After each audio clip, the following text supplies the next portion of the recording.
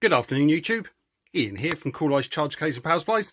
Hope you're safe and well wherever you are in the world, and if you're in the UK, you are enjoying the last hurrah of summer, I think, for this last week, with temperatures in the high mid-20s, which is nice. I'm obviously sweating here in the office, but anyway, let's get on with the next charge case build. So, this one, Paul Skinner, he wanted two iCharger DX8s mounted in his case, so we have done that, which you will see in a minute when I open it up.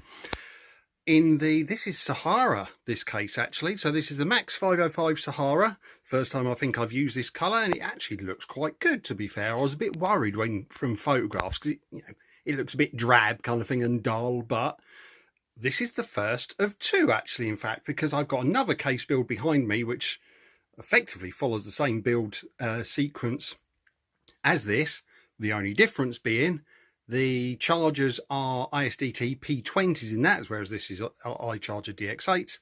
And the logo, he wants, the other guy, Glenn Davis, he wants a logo in the lid of his, which you will see because I've used a very different technique for that one to create that. So once that is ready to go, I will obviously make the video. But without further ado, because I am one of those that likes to waffle on, and I'm told I waffle too much, let's open the lid. So, as you can see, deck layout is relatively familiar. I've obviously used this sort of flavour before.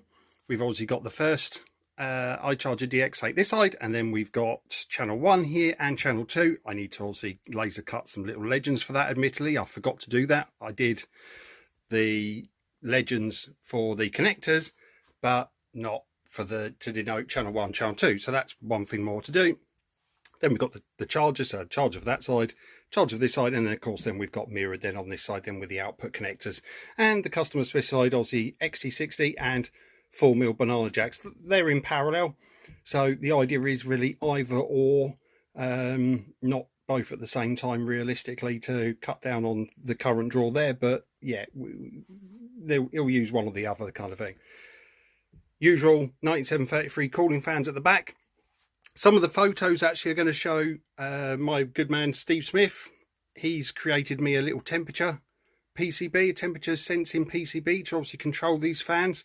I did mount it originally on this, but due to lack of time, I wasn't confident enough to let it go like that. It was working, it was on and off, but I thought, no, I really need to get these cases out of the way, because I've got Swarm Drone customer waiting for me to build them another round of charging racks, so I need to just keep moving. So I've just basically wired them in parallel off 12 volts. This charge case is using an L-Tech rectifier with my obviously custom PCB, again by Steve Smith.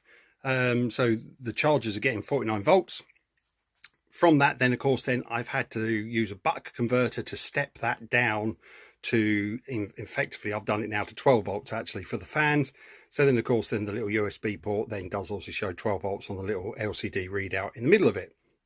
So that's good. At the front we've obviously got the lid hinged storage, and as you can see it's obviously using the white, the matte white acrylic to create that. And then of course then we're using the obligatory Cree LED strip. I think they're Cree. Yeah, they are Cree LED strips now, instead of obviously the usual RGB LED strip or the single diode 50/50 white diodes, which obviously leave a gap in between.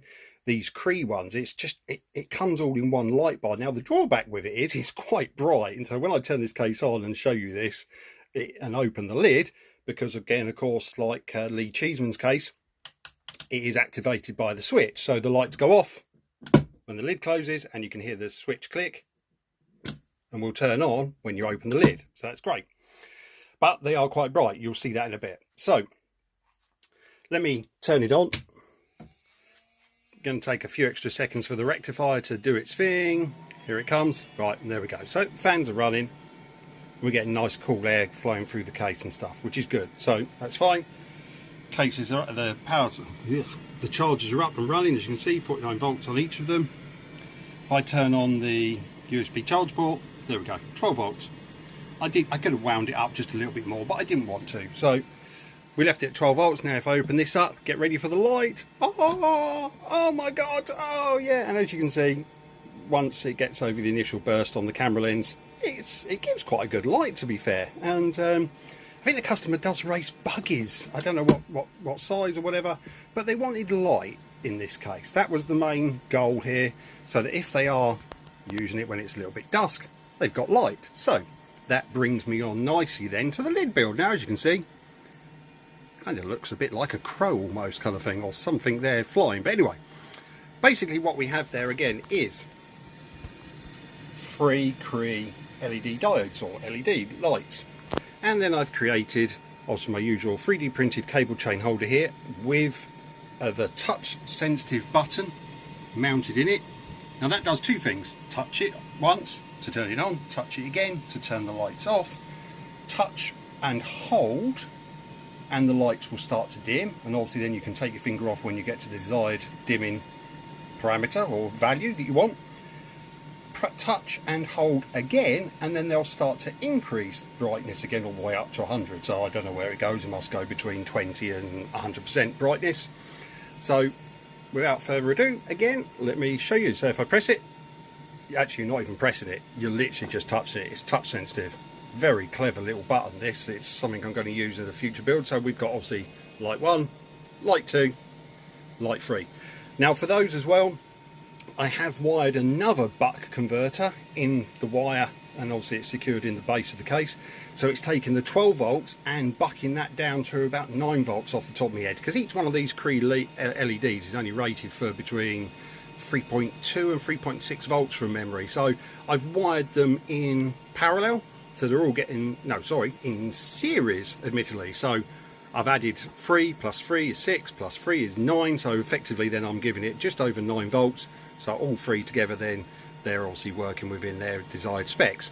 They do obviously get a little bit warm when they're on full power. They're obviously not there yet, but if you leave them running for a little while, they do run obviously a little bit warm, and obviously the aluminium shell casing, if you like, of the LEDs obviously acts as the heatsink, but not unnecessarily warm, which is good.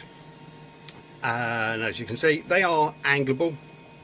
They've got little rubber sockets there, and obviously it is articulated, so you can move them around. You can't really, I did my best, you can see obviously by the angle of them, I did my very best to try and get them coming out, and I think the lid will just about close with them like that. But to be on the safe side, I am going to suggest to the customer just to make sure he closes them down. It's not going to do any harm to them, it's just going to potentially mark the vinyl deck if they are in the way, and of course the lid won't close anyway properly. So I do just angle them down a little bit, and the customer can obviously then manipulate them when he's out on site and whatever, and when he's flying or racing or whatever. So if I try and get everything in shot, if I touch and hold, there it goes, you can see the light is dimming. So they are there now, but they're dim. If I touch and hold again and get in shot, you should see the brightness increase. And there we go. You can see, because my hand obviously got brighter. Very clever. So nothing too fancy on this one as such. It's worked out really nice, to be fair. There'll be some photographs obviously at the end of the video showing the power supply mounted in it, and obviously the underside of the deck. So I've tried to keep the wiring as very neat and tidy as possible. But once again, thanks for watching. For all your charging needs, contact me, ian@coolice.co.uk, and Coolice charge case and power supplies is here if you need me at all. Take care of yourselves. Bye bye.